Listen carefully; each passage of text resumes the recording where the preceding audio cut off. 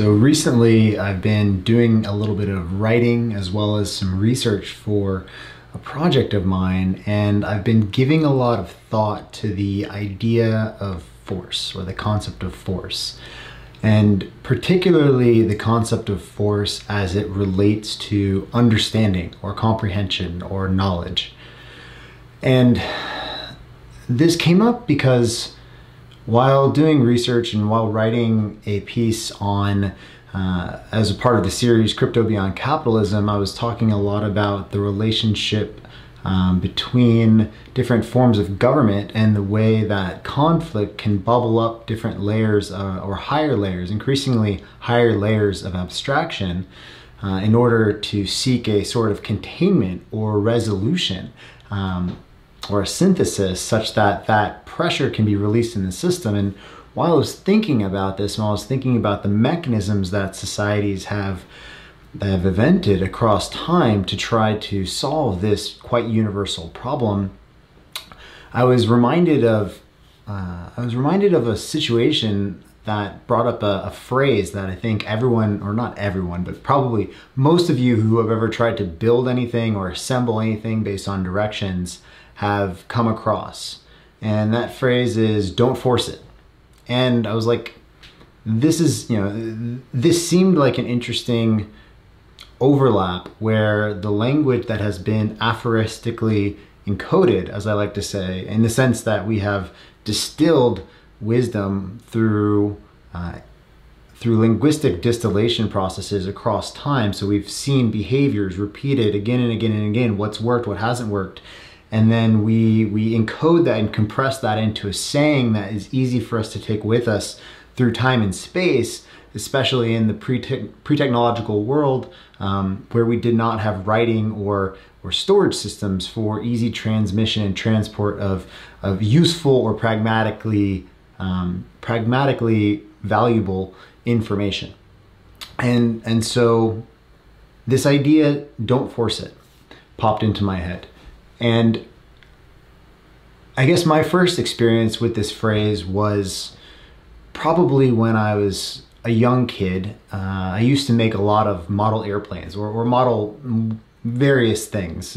planes, trains, automobiles, anything that a young kid like myself might find interesting and want to build and replicate. And they would come in these boxes with multiple pieces embedded in these kind of lattices that you'd have to pop the pieces of plastic out, sand them down, and then try to reassemble them. And these were of various degrees of complexity. And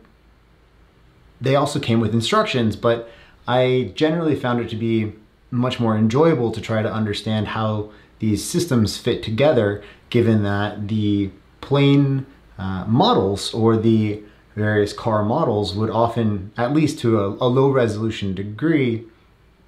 mimic the types of elements within a plane, a train, an automobile. So I found these interesting as systems in the same way that I would later take various things in my home apart and try to understand what was in them and what aspects or what elements of these different systems performed which roles, and how that as an aggregate allowed for the larger unit to function in the way that it did. And so while I was making my models, I would sometimes come into positions or come across situations where I didn't know exactly what to do, or perhaps I made a misstep and I could see that something needed to fit into a particular location,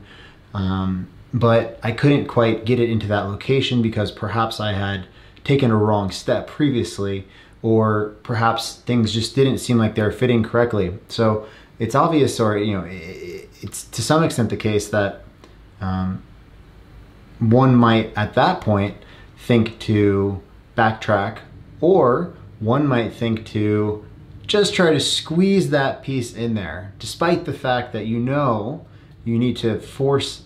it in there. You need to force it into a position that may have deleterious or damaging side effects to the rest of the structure around it. And so, when I was doing this, my stepfather at the time saw me doing this and came up to me and said, Matt, you shouldn't force it. You shouldn't find yourself in these positions where you have to force it. And you know, why are you finding yourself in these positions? And I think that was very useful. He wasn't necessarily telling me I could or couldn't do, or couldn't try to assemble these models in a specific way, but he was making an observation that the process shouldn't necessarily require this application of force that endangered the long-term accomplishment of the goal,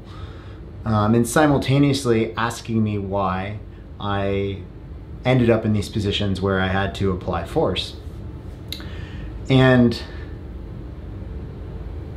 I remember at that point,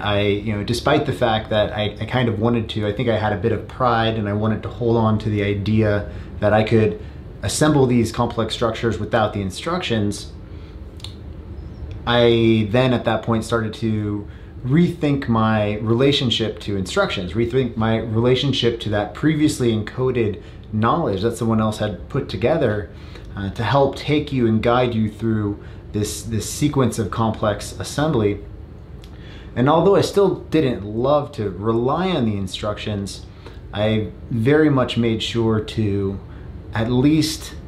when I could see myself coming into positions where things were going to become more complex than I knew that I understood, I would at least reference the instructions to make sure that going into the situations that I was about to enter, especially while I was working with glue and things that were not reversible, that I understood the context around me, that I understood what I was doing, that I understood the specific relationships of the pieces in question, such that I didn't find myself in a position where I not only had to try to force something into place, therefore potentially breaking it, but also in which I couldn't step my way out of it if I did find myself in that place, because everything was already locked in and glued into place. And so this was my first, upon reflection, I think this was my first interaction where that phrase was salient. But I think it's such a generalizable idea in the sense that when you think about this concept of not forcing it, when you think about this concept of force in its relationship to understanding or comprehension, knowledge of the way that the system in which you are embedded is constraining your behavior and the likelihood of success of your actions in relation to the rest of the system, you start to understand that this metaphor extends to a much greater space of one's own life than making toy models, as well as, quite likely, I think it applies pretty well to domains beyond the individual, domains that pertain to collectives of individuals, especially government structures, team structures, company structures. When you think about this notion of when people tend to apply force in a situation, it usually implies that there's something about that situation that is not yet properly understood. And the thing that is not yet properly understood is either in a total blind spot or might perhaps be buried underneath and covered under layers of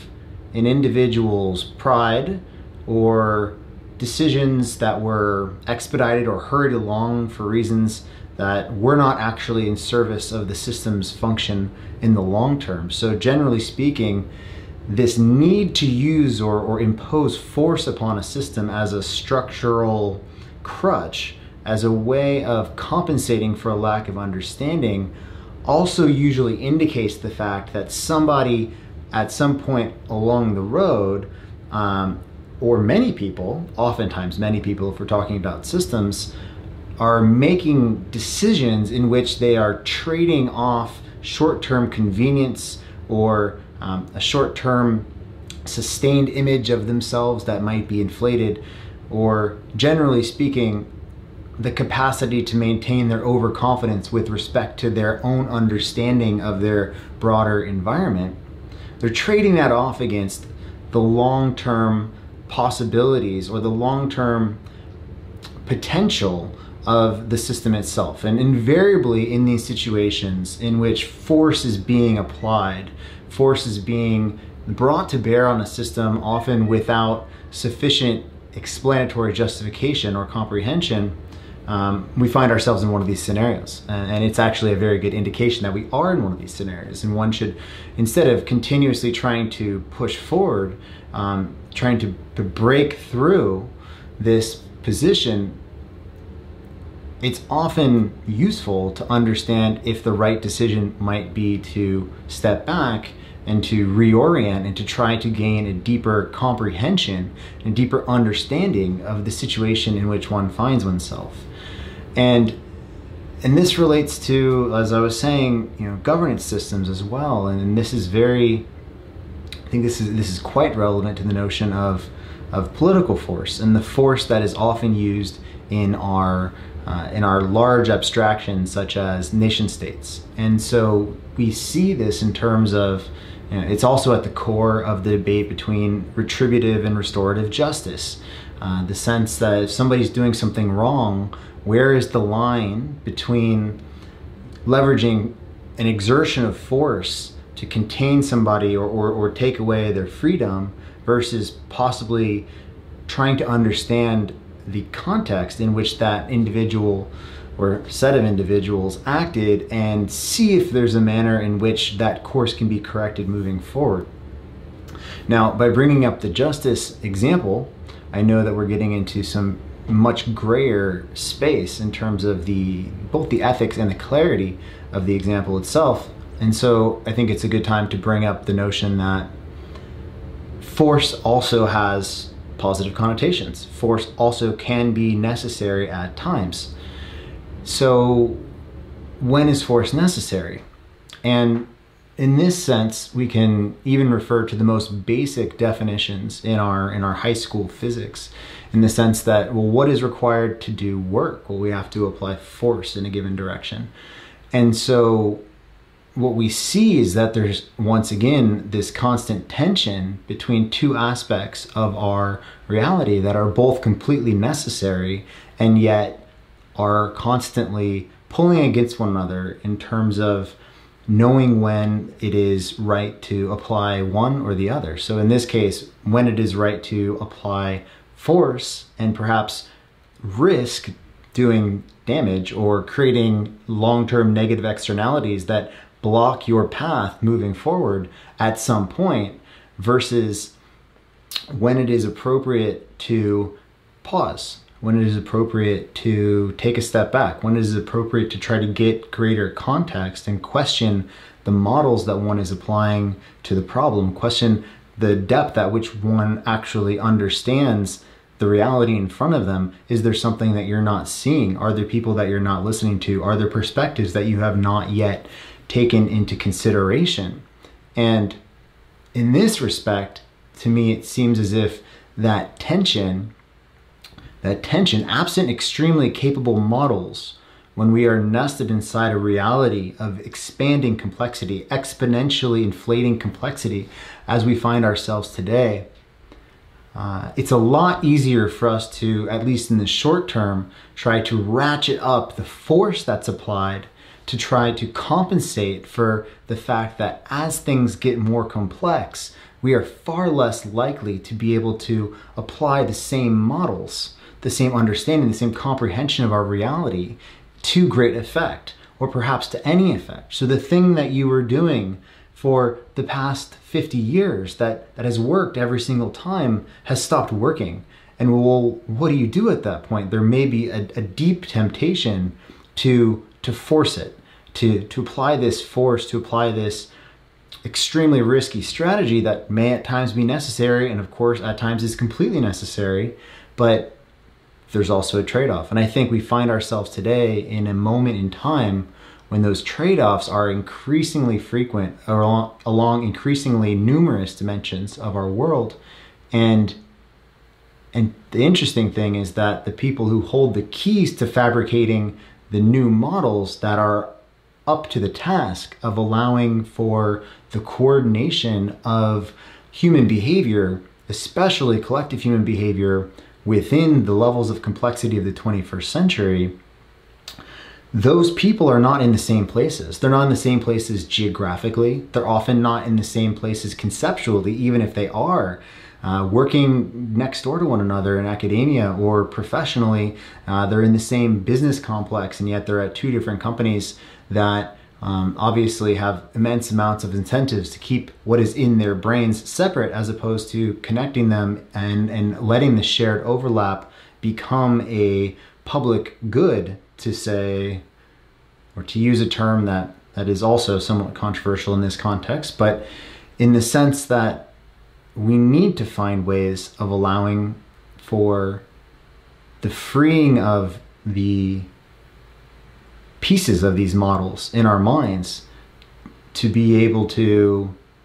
we need to find ways of the freeing of these pieces in our minds such that they can be leveraged as pieces of a greater puzzle of the model of complex adaptive systems, and navigating these complex adaptive systems politically, economically,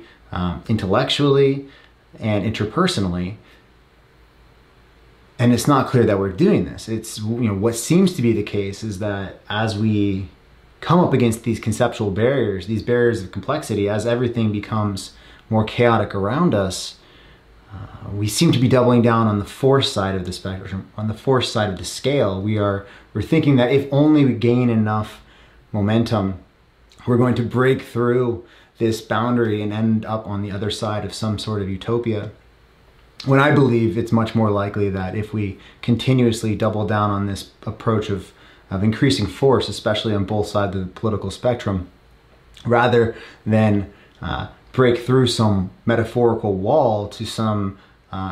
greener side of grass, what's actually going to happen is the same thing that would happen if you were to continuously spin some piece of clay on a central pivot point at increasingly rapid speeds. The interior forces are just going to pull it apart and shatter. We're going to use that force in a way that then destroys the structures that we depend upon to even have the base level of stability that we enjoy today. And in that sense,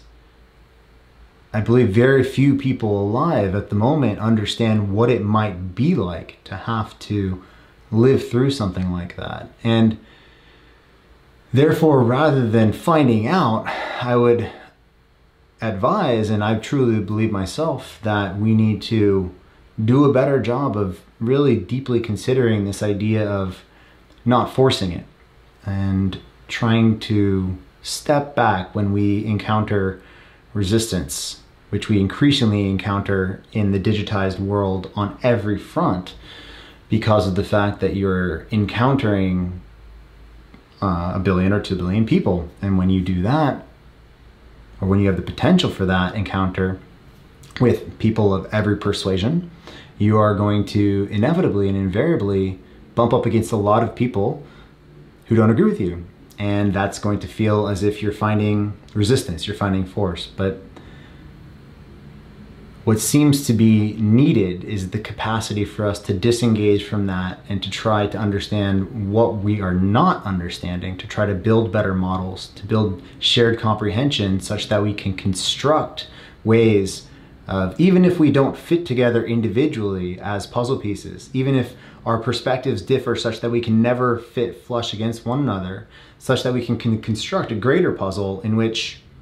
we might not necessarily fit together, but there's a series of people between us, and the matrix of those connections has been oriented such that everything actually does fit together nicely and create a, I'm not in any way advocating that it's utopian, but at least that it creates something that is stable, adaptive, flexible, and continues for us, or continues to allow us to realize the potential that we have generated both within ourselves and within our shared capacity as a species at this point in history. And that's what I would target if I were trying to understand where to, or if I were setting goals for humanity. I think that would be a primary goal of mine. So the message for today is don't force it.